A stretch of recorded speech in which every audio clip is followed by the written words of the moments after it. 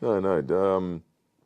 You only ever do a sequel if an audience demands it, and whether that's through box office receipts or whatever. It's a very, you don't just assume. Absolutely, and I've been very vocal about that. In the first one, I think Perseus is a conduit for the action. It's a figurine, basically, on a wrecking ball, on a revenge mission. And, with this one, I wanted to kind of, you want to explore the character more, and you want to explore his relationships more with his family, with his father, with his brother, and with this one, with a son. And that exposes the character more. So, that's a great opportunity. You're very lucky to get.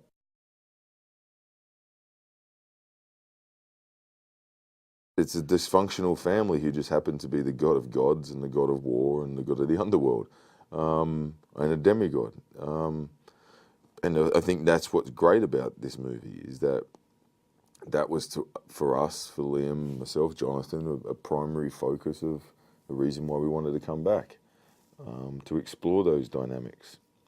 And, look, every family has favoritism in it. Every family has disgruntled feelings about parents or towards, their siblings. So there's something that's human about these gods now that we can relate to.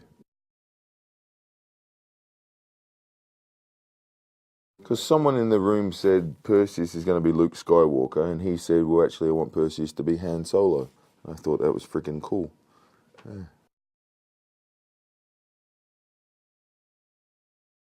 Toby's a great actor. He understands his role. He's not out there just for himself. He's out there to support the film.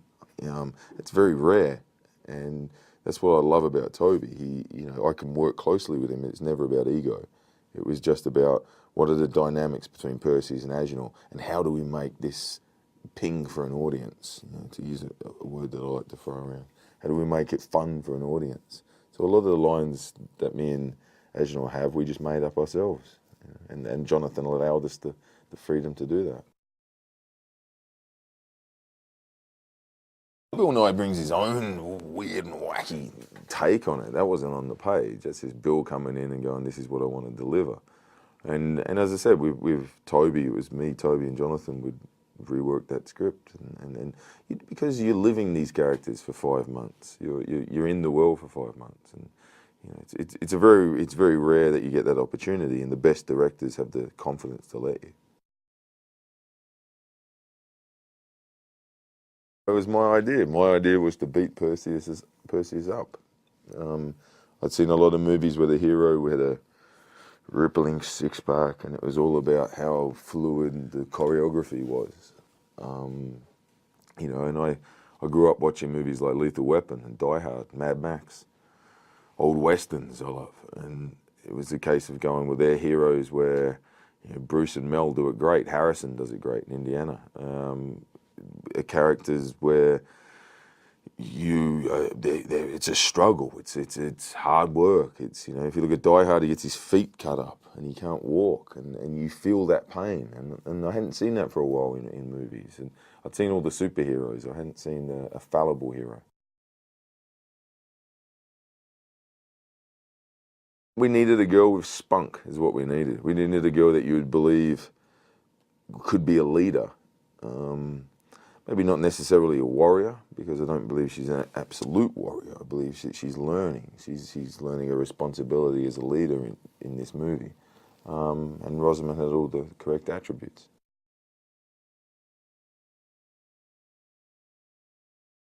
I think when you have the caliber of actors like Liam and Rafe, you utilise them. I think they got a kick out of exploring this family. I think they got to sink their teeth into these characters and into the material a bit better than they maybe had the opportunity to do on the first one. And as an actor, it's a masterclass when I'm watching them. It was more I wanted each fight scene to have its own identity. Sometimes it can get lost in a movie like this and become a video game. And so if you'll notice, the Chimera is about me getting my son rather than me killing a Chimera. And even though you look at the Cyclops fight, there's a humour to that Cyclops fight, hence all my kind of little asides, like, this is a bad idea, or, you got to be kidding me. It's there's a humour to it that is different to, say, the Minotaur fight, where it's a real dark horror movie with a UFC battle going on. So I've got an affinity to all of them because we helped design them.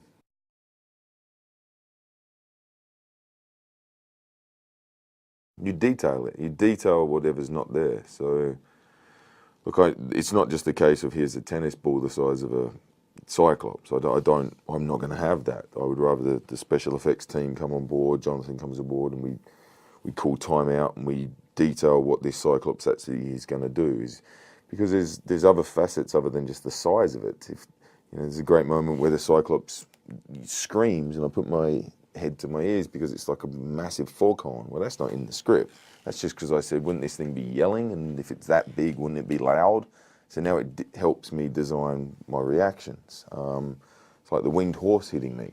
That wasn't in the script, something I threw in because I thought it would be something to define the horse. And I think that's it. All it is detail. Detail what's not there what's in your imagination, and it enhances each.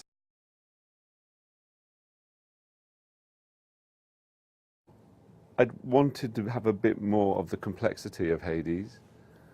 Enjoyed making the first one, but I think the definition, the detail of the character didn't come through for me, and maybe I pitched the performance at too theatrical a level, although there was quite theatrical scenes in it where sort of he's addressing large numbers of people. So I think the intimacy that Jonathan gets in this, amongst all the spectacle and the falling rocks and the explosions, that I loved. And I loved it when he said, we met and Jonathan said, look, I want this time around that you and Liam really go head to head and have real moments of real sort of brotherly conflict or competitiveness, but I love that, and I think that's there in this.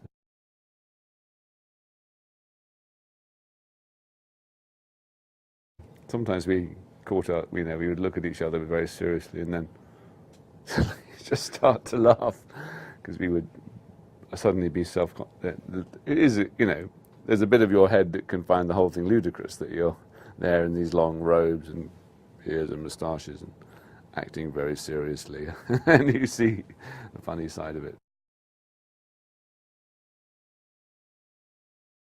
Those chains he had, these gold chains, they were made with wood, but they had a little metal thing inside them to link them.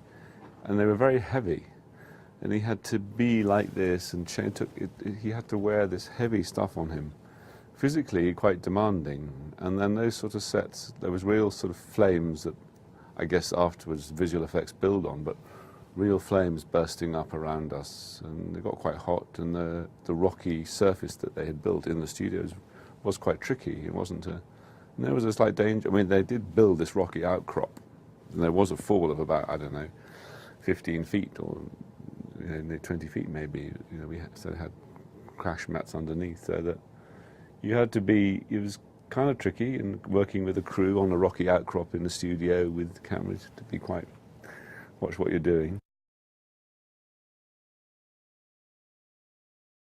I didn't know, but he was very persuasive when I met him about rooting the characters of Zeus and Hades in that relationship. He was very, he wanted our involvement, he wanted our input, he brought us in to meet one of the writers to talk about,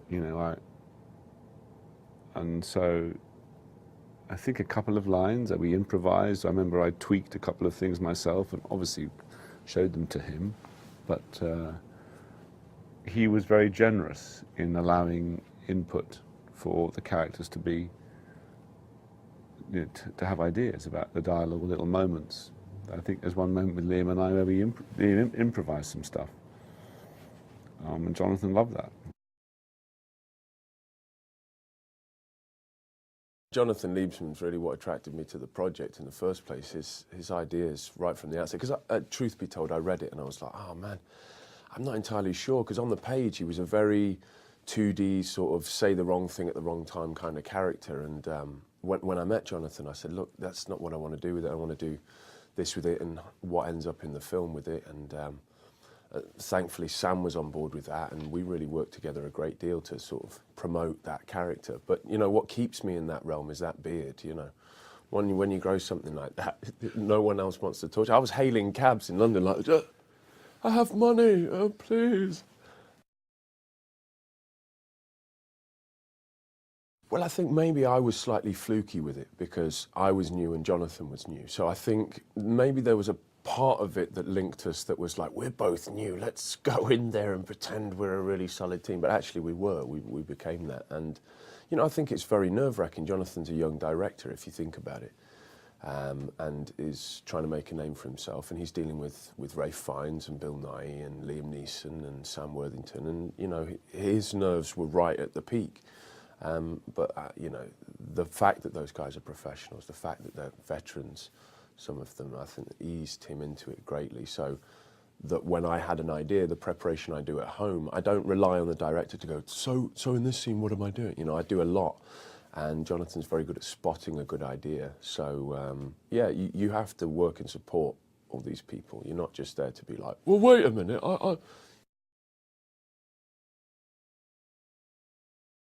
Things like the navigator, you know, so taking it incredibly seriously that I am the navigator, or Agenor's the navigator, and you know, a few quips, a few lines. Whereas before he was like, when there's a scene with Bill Nighy and the Queen and Perseus, we're all sitting there talking about the gods and the end of the world. I asked for a slice of cake, and it was like, it's funny to my child, you know, second cousin, but not very funny to the adults. And I think what makes films fun is when the adults go there and they enjoy it also.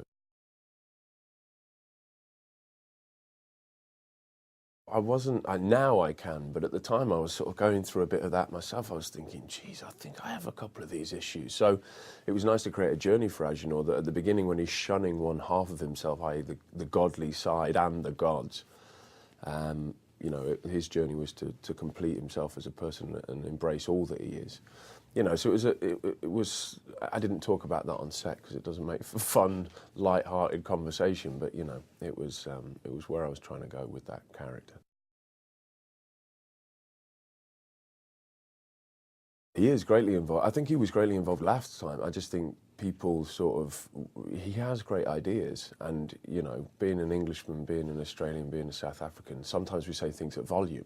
It doesn't make the idea any less good. So, you know, there were a couple of times when we were shouting and then we realised we were all saying the same thing. So we just got on with doing it, you know, and sort of looked around, made sure no one was looking. Well, the sort of looking around at the end, embarrassed that we were all shouting so loudly at each other, was to glance over at poor Rosamund, who's sitting there reading a book, you know, eating an apple, and you're like, oh, poor Rosamund. Sorry, Rosamund. She's in a tent. She's fine. She doesn't really care. So she comes in, does her stuff. So as delicate as she is, yeah, she gets on with all the rough stuff.